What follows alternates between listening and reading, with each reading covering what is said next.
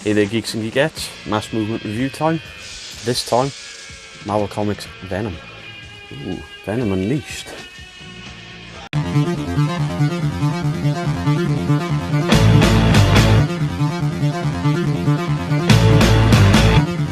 So, Venom Unleashed by Marvel. This is once again one of the trade editions. Released by Panini Comics. The Cult of Carnage. Sinister tales from the web of Venom. First, journey back in time to the United States. Struggles in the Vietnam War. Nick Fury needs a secret weapon to turn the tide. But when archaeologists discover an ancient creature, has he found a solution or a waking nightmare? Then reacquaint yourself with the sickening sociopath called Carnage. You thought Cletus Cassidy was dead, but a cult devoted to the madman has gathered, hoping to resurrect the fallen idol and return his madness to the Marvel Universe. And take a journey through Eddie's old haunts in San Francisco from the perspective of his alien other. But will Andy Benton, formerly the symbiote wielder known as Mania, join the growing pile of bodies on the path to absolute carnage? Now, I'll start with the last book, or the last sort of comic book in this graphic novel, because I've already reviewed this as part of... Is it a Venom book? Oh, there's so many. I think I had another Venom book, and basically the Cult of Carnage that this book ends on is the same Cult of Carnage story that the last book ends on, so I'm not going to review it. So I'll leave a link somewhere. Check out the other review. Honestly, this is a great read. It's proper horror, bit of body horror in there, almost possession type stuff going on, and it's very adult orientated and quite gory in places. So I'm not going to re-review that because I've already done it. But then we have Venom, which is obviously a cross or a play on words between Venom and Vietnam. So Web of Venom, Venom #1. So the writers are Donny Cates, Ryan Stegman and Frank Thierry. Art is by Juanon Ramirez, Danilo S. Beyruth, Kyle Holtz and Juan Gedeon. I'm not going to list all of these other people because I'll be here all day, so you can pause and have a look there. So this volume lays the foundation for the highly anticipated crossover, courtesy of Cates & Co.'s spectacularly expanded symbiote mythology. But let's go right back to the beginning. It all started when Spider-Man returned from an adventure in space with a striking new black costume, which turned out to be an alien symbiote called Clintar. After Spidey managed to separate himself from the suit, Eddie Brock served as the next host for the alien, becoming the monstrous villain known as Venom. In prison, an offshoot of Venom attached itself to killer Cletus Cassidy, and the pair became Carnage, with his companions Shriek and the demonic Spider doppelganger. Carnage was soon living up to its name. And while Venom became something of an anti-hero as the lethal protector of San Francisco before Brock and the alien eventually became separated, it was chaos as usual for Carnage when it visited a small town in Doverton as Carnage USA. Before being hunted by John Wolfman Jameson's FBI task force, the Venomverse saga later saw Cassidy drifting in space without his symbiote. Elsewhere, Venom was united as Brock discovered that the Clintar's planet was once ruled by a sinister godlike being called Knull, who had also sent a dragon symbiote to Earth in the time of Beowulf. In fact, symbiotes have played a part throughout human history, including Rex Strickland and his Sim soldiers during the Vietnam War.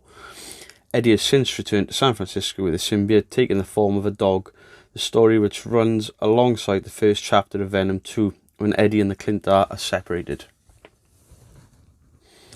Now, Venom obviously goes back to Vietnam, and it involves the old Nick Fury, who did not look like Samuel L. Jackson, and he invests the help of Logan, aka Wolverine, and they basically,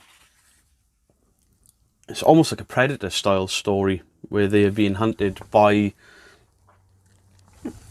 the Clintar before they've bonded with people, and they bond with these soldiers, and sort of there's a massive battle takes place. It's a really enjoyable story, and it sort of plays further into the mythos of the symbiotes. And then you've got Carnage Born, which is, it's a prequel story to Carnage. It shows Cletus as a child, a very young child, then a teenager, and then him becoming Carnage. And then it lays the foundations early on in this story of how old the symbiotes are, because Thor, hundreds of years ago, was aware of them. And this sets up the cult that go about bringing Cletus back, because it shows Cletus' death, and resurrection. And it is a really good, really good setup for the web, or the Cult of Carnage even. And that ends on sort of a massive cliffhanger, which then plays into the last part of this book. And then in between we get Web of Venom, Venom Unleashed #1, which is, I'll bend the book so I don't give the ending of the other away, Venom in dog form. I have no idea why Venom is in a dog form.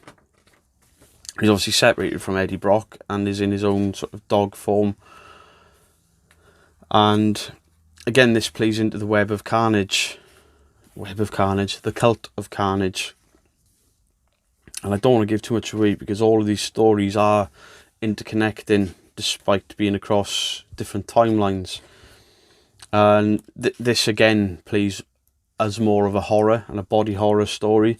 There is some quite graphic scenes in this.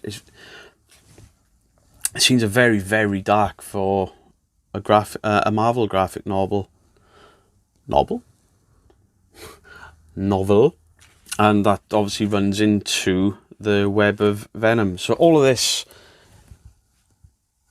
Cult of Carnage, this is a Venom book, Venom Unleashed. It's all heading toward and all building up the Cult of Carnage book, which I haven't read yet. I've only read sort of the first part that's been in these two books. I think the other one was in Venom War of the Realms. But I want to pick it up. I want to see where this story goes, because it's not your typical Marvel sort of setup or your typical Marvel standard of book. These books are violent. These books are graphic. It's definitely not aimed for children. I mean, the art style varies between the 3 or 4 stories. It's obviously quite dark and detective looking based, whereas this stuff is proper horror comic book based.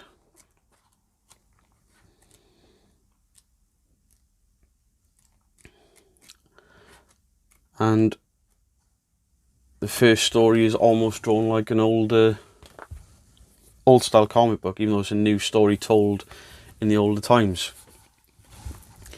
So this would have got a 10 out of 10 for me had I not already had the Cult of Carnage in the back of Venom War of the Realms. But the other 3 stories, I don't understand why Venom's a dog. It was a good read, but I still don't understand why he's a dog. Maybe I should have researched it. But I do like to do these graphic novels, or the reviews of these graphic novels, as their own standalone thing to review. So the artwork in this gets a 10. The stories get, with the exception of the sort of the dog Venom, get a 10, because I don't understand where the dog came from, so an 8. But all of these stories all play into one another. So as a whole, this graphic novel Venom Unleashed does get an 8.5 out of 10. Go and pick it up, and then you'll probably want to pick up the rest of them. Guys, that was my review for Mass Movement for Venom Unleashed. Please like, comment, share, subscribe. I'll leave a link in the description down below for Mass Movement magazine. Please go and have a look on their page, because they do a lot of work across multiple mediums. I think I'm the only video reviewer they have, but they do music, they do books, movies, so go and check them out. There's a lot of Star Wars on there, a lot of DC, Marvel, so go and have a look. They're also heavily into sort of the punk and the metal music as well, so yeah, check them out. I've been the Bearded Geek. That was Venom and Carnage. I'll see you guys soon for another review. Thanks for tuning in. Goodbye.